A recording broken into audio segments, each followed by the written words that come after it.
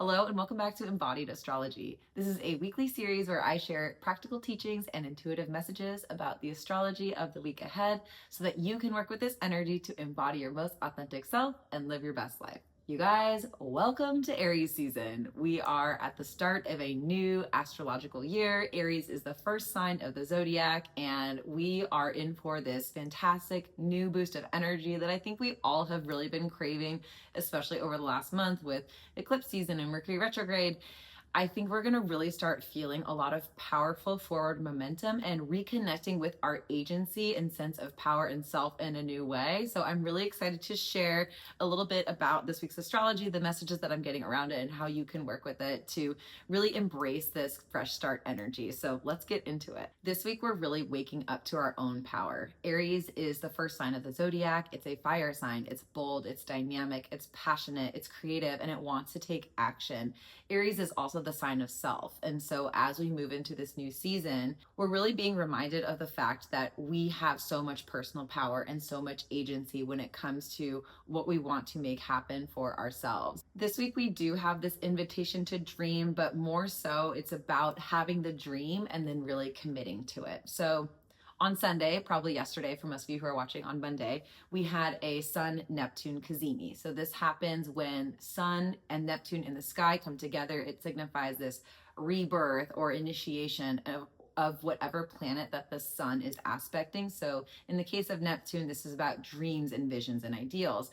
We are really being encouraged to have some sort of vision or dream with regards to the Aries part of our chart or with Aries specific themes. So again, this is about self, this is about vitality, taking action, how you express yourself. But then as the Sun and Saturn come together on Wednesday, this is like, okay, we had this little dream on Sunday. How do we actually plant our flag in the sand? Again, Aries is a sign that's all about taking action, and Saturn is the planet of commitment. And so it's kind of this challenge from the universe where it's like, oh, okay, this is what you want, then prove it. This is a week where we're not only being asked to dream, but we're also being asked to take action towards those dreams. And at the end of this video, I'll give you some tips on exactly how you can do that. As much as this week is very much oriented to personal goals and how do we really tap into our personal power and vitality and agency, we're also being asked how we can help others as well. With the Sun and Saturn aspecting Pluto in Aquarius, and Aquarius being this sign of collective and community, and how can we all help each other and how can we push forward our collective vision and ideals. It's this reminder that yes, we have so much power on our own and we can get a lot of stuff done, but at the end of the day, we are not islands and we are nothing without our community, our support system, our networks, and really just remembering that we do not have to do any of this alone. Sometimes when we are in pursuit of a goal, we can forget, myself included, I'm the queen of this, like it's all up to us somehow. And yes, we have so much power and so much agency, but at the end of the day, there are so many people in our lives and the energy of the divine that is all conspiring for us to help us achieve these goals. So this is a week where we are being asked to take these dreams and these reflections that we've been having over the course of the retrograde period. There's been a lot of reviewing. Let's now really take action and not be precious about it. I mean, Aries is a very bold and brash sign. It can be kind of like bull in a china shop energy. And so understanding that as we're taking actions, we might misstep. We might make a mistake. We might be like, oh, I maybe should have thought of that a little bit before I actually did that. But the only way that we really learn is by making mistakes and having these little mini failures along the way, right? Failure is just feedback at the end of the day. My practice for you is just that. It's about getting really clear on your goals and taking action, whatever it is that you are working on right now, whether it's a professional goal, it's personal, it's relational, whatever it is. I want you to physically write that goal down on paper.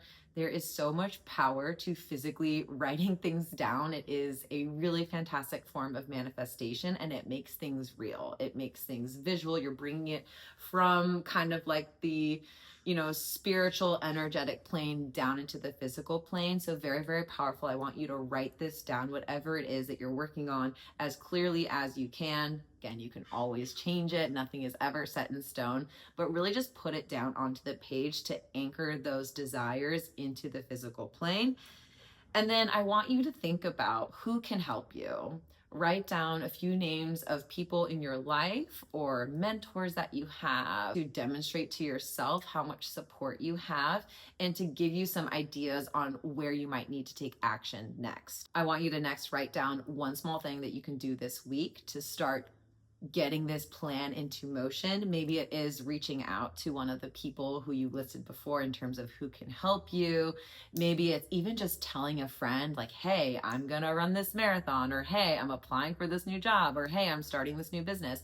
Whatever it may be, getting that accountability and support from your community is a really important aspect to making this goal a reality. And then I want you to think about how you can help somebody else. Maybe there's a friend in your life who is also setting goals around this time, and you can say, hey, like, what are you working on? And asking that person how you can possibly help them.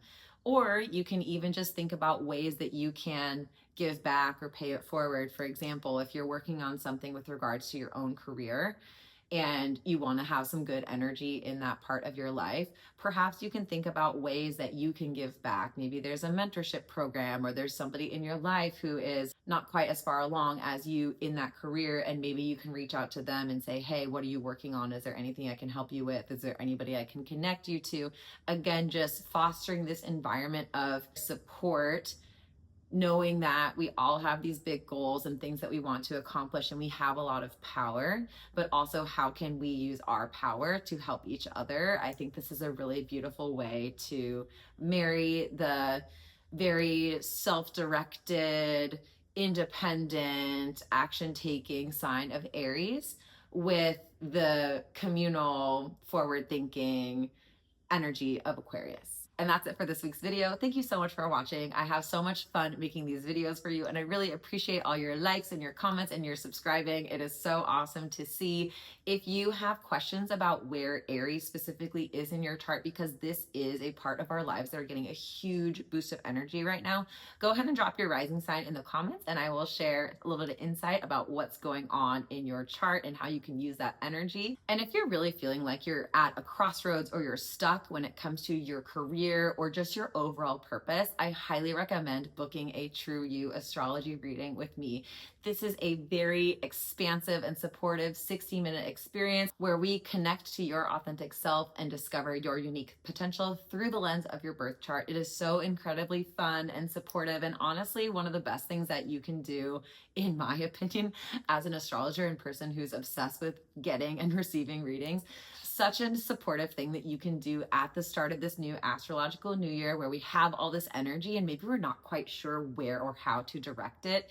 It is just such an amazing thing to leave a reading to feel validated, to feel encouraged, and to feel really shifted and clear on how exactly you want to take action and move forward. So if that is of interest to you, please go ahead and book a time. My calendar is linked below. Thank you again for watching. Happy Aries season, and I can't wait to see how you guys work with this new and fresh start energy.